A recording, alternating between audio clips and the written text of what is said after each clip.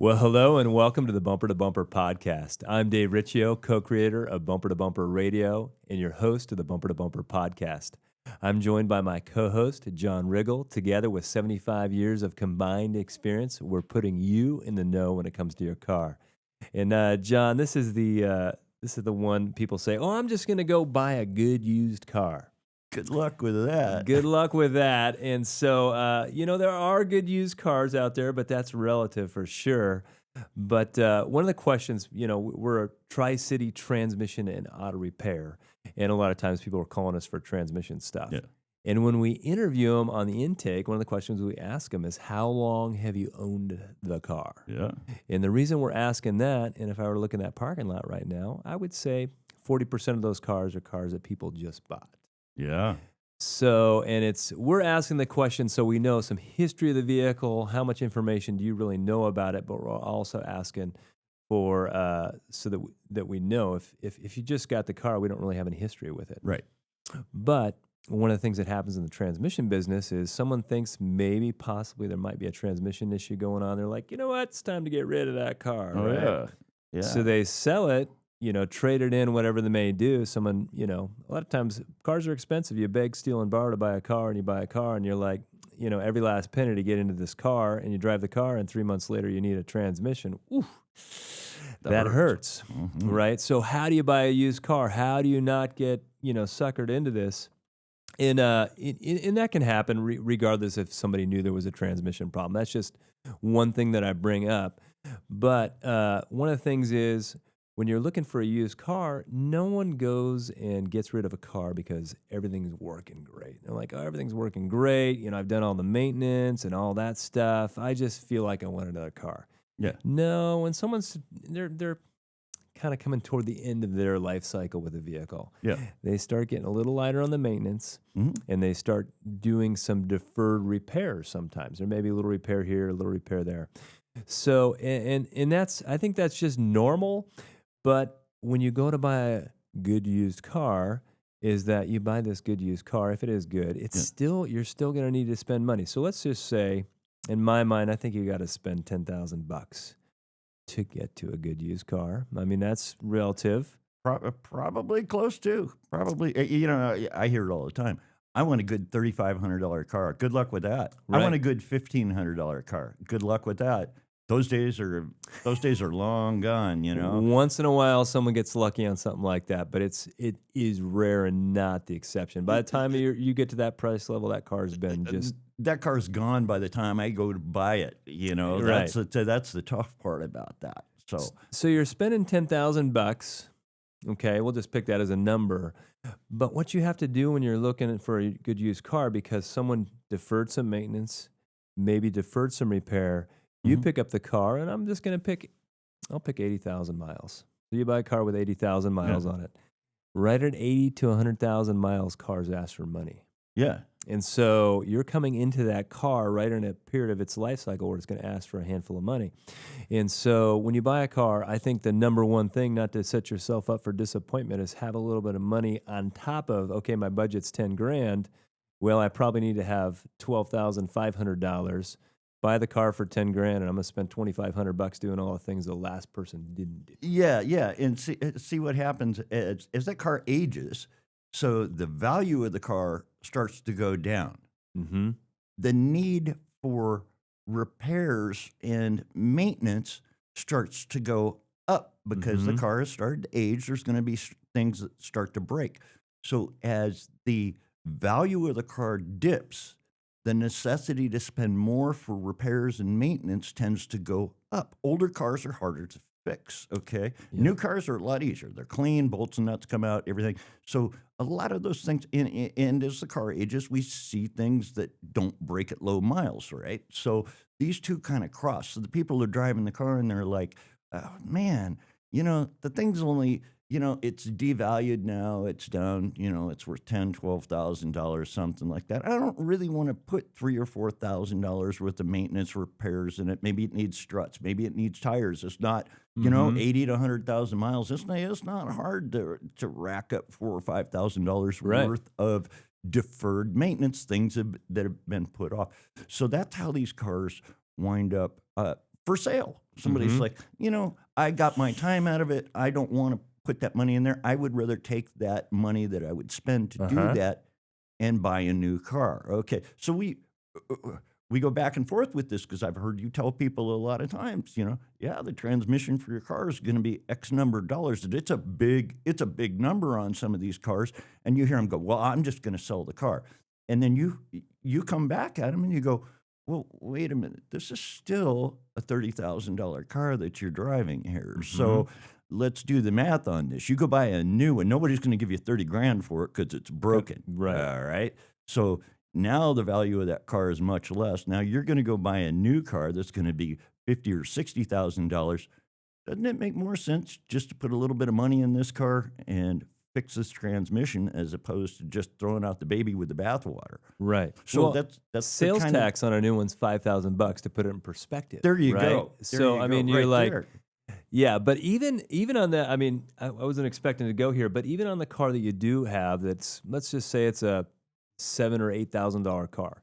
That's the value of it, right? Right. And they may need a $5,000 transmission, right? Yeah. And they say, why would I put $5,000 into a vehicle that's only worth $7,000?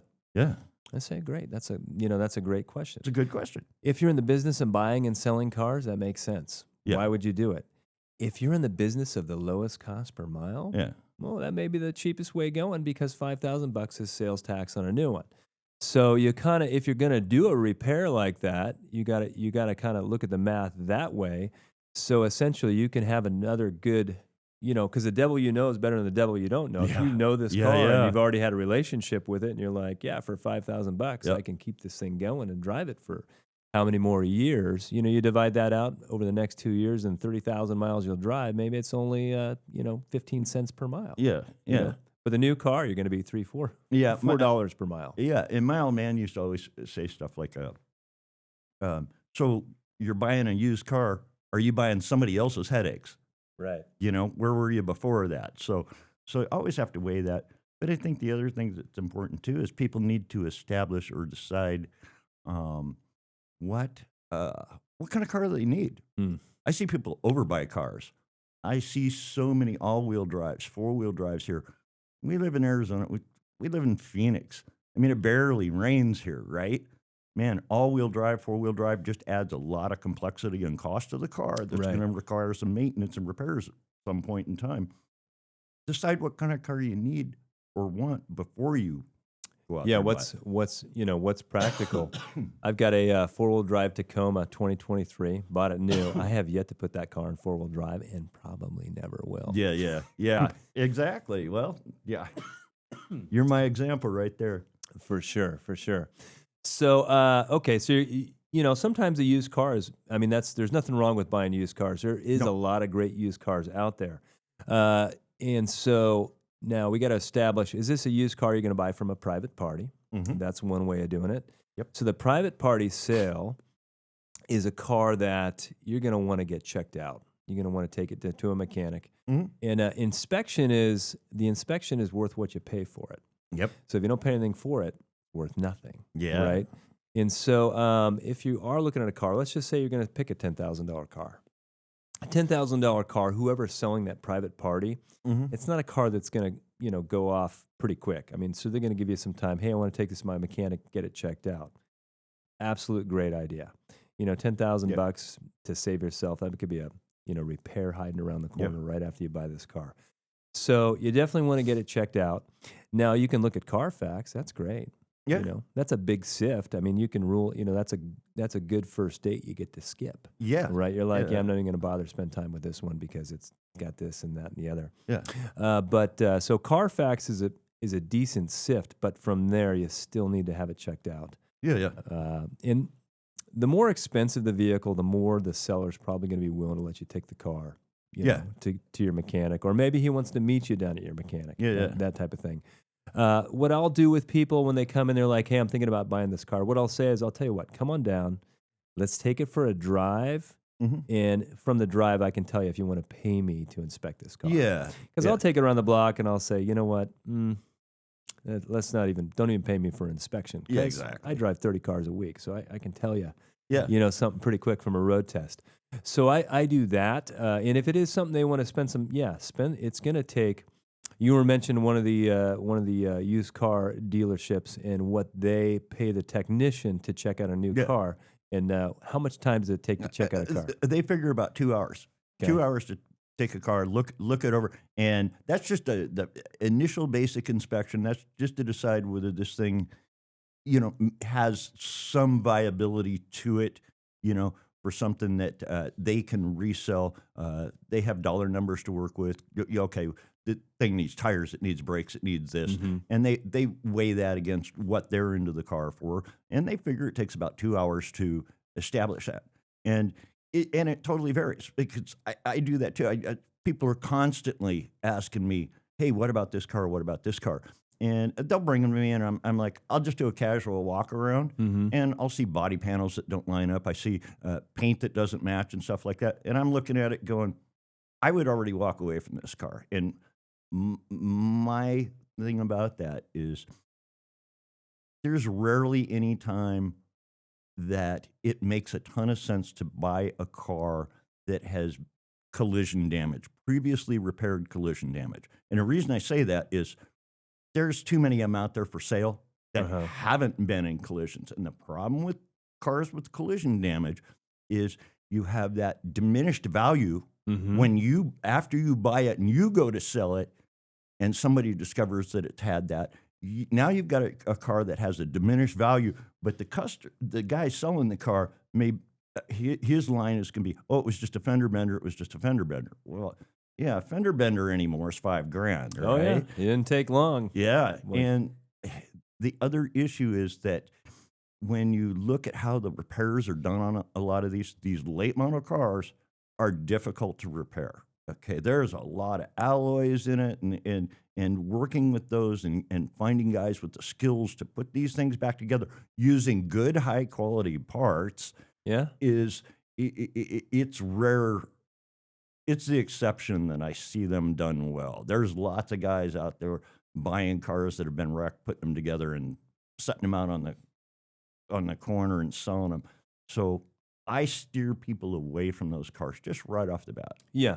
Doesn't mean it's a bad car, but it's if you can choose between a car that hasn't been wrecked and a car that has been wrecked in the same price, I'm going to the car that hasn't been wrecked. That's exactly what I would say. Now the other thing too, I will say on used cars, and we're talking about private party here, but to look at this, one thing I know is never go to the grocery store on an empty stomach. Yeah. When I do that, I go, Yeah. I walk out of the store with like deep fried Twinkies. Like I Yeah. really need those, but they just seem it's like something I need. Right. So I feel that when people are in a pinch because something happened, their other car got totaled, and they're in a pinch, so then they quickly they need to fix the problem. I need a car like right now because this Yeah. rental car bill is adding up. Right. But if you go to the store on an empty stomach, you end up with something you don't want. Yeah. You're Yeah. like, what was I thinking there? Yeah. Yeah. So, it takes some time. Don't fall in love with anything just right off the bat. Know what you want, and also, in order to negotiate a car, you got to be okay with walking away. Yeah. You got to say, you know what, it's not for me. And there's a lot of cars Yeah, to choose from. don't get emotionally attached to it before you even buy it. And I've seen that before. I've seen people go, "Oh, this is exactly the color. This is exactly the car I want," and there'll be some underlying reason why that car is out there, why it's affordable. Why it's affordable. My brother, I'll never forget this. When he and I we were young, we're first married and stuff like that, and he says, "Hey, I got a car that I want to look at. Will you check it out? Want to buy it?" So he brings it to me, and it's a Toyota pickup, 4-wheel drive, extended cab, and I took a look at it, and I was like, "Don't buy this car." He's like, "But it's such a great deal." Yo, don't buy this car, man. He's like, "Oh, I don't know, but it's a good deal." And so anyway, he went against his brother's advice. Yeah.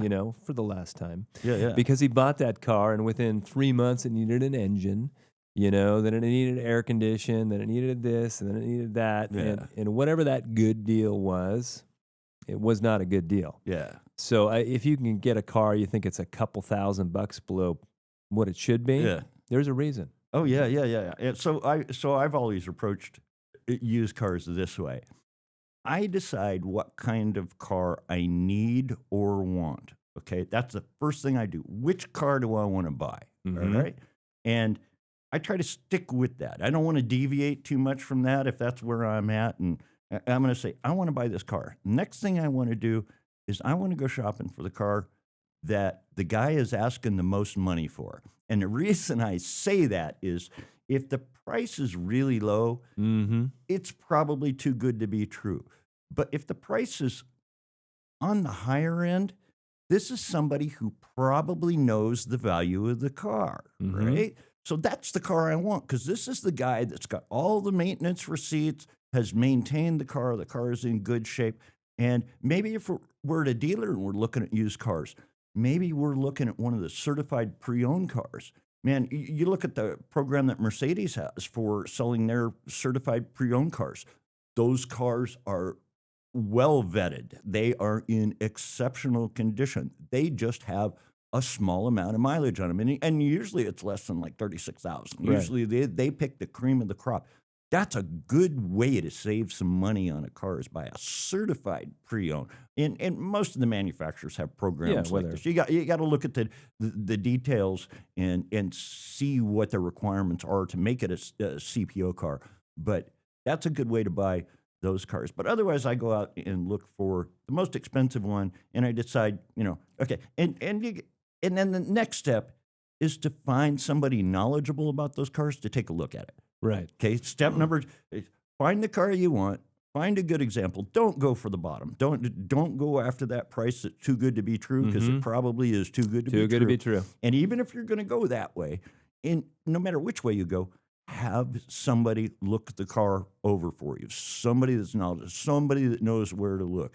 Open all the doors. Look inside. Are there watermarks inside the doors, up inside the fenders and stuff? We want to look closely at things. Do all the body panels match? What's the wear on the seats look like on the edge of the seats? Is this a car somebody's been doing stop and goes all day, getting in and out? They've been using it for delivery or something, and the edges of the seats are all worn. There's all these little things. What's the wear on the brake pad? On the brake pedal?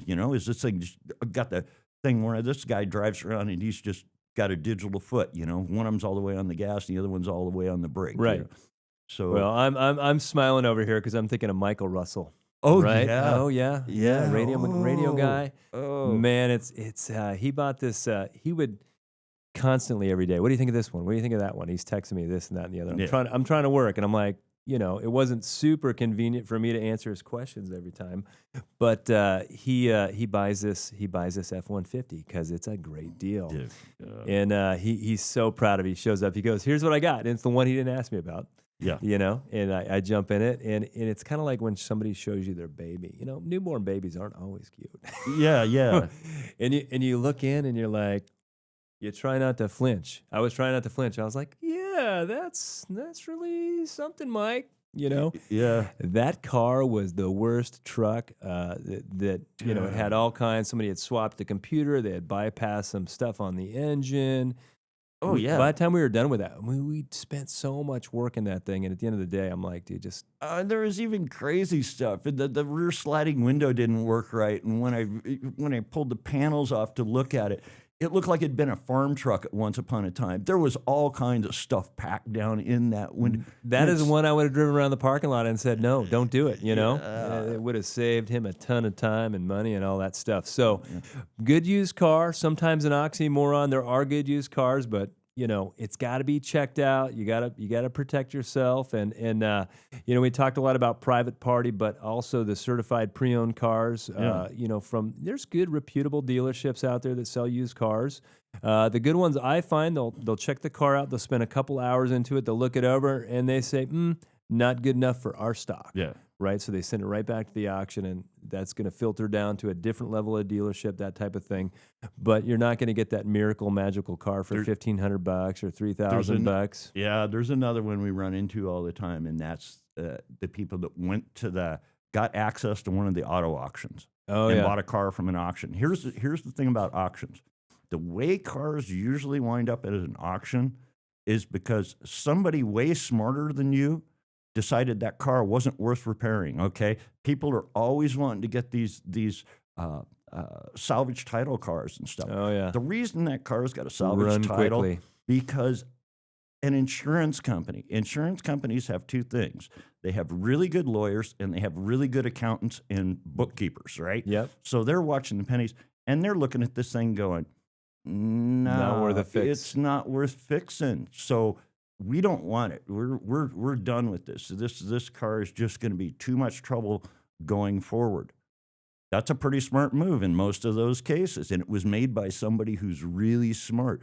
So these things go to the auction now. Now they have these salvage titles, and I see a lot of people want to buy these, and they're like, oh, yeah, we went down and looked at it. It looks real good and stuff. Yeah. And it winds up here because a lot of auction cars don't start. They got dead batteries and stuff, but the price was really good. Really good. And they're figuring, well, if I can put $4,000 or $5,000 in it, and either turn it or use it to drive it, I'm good.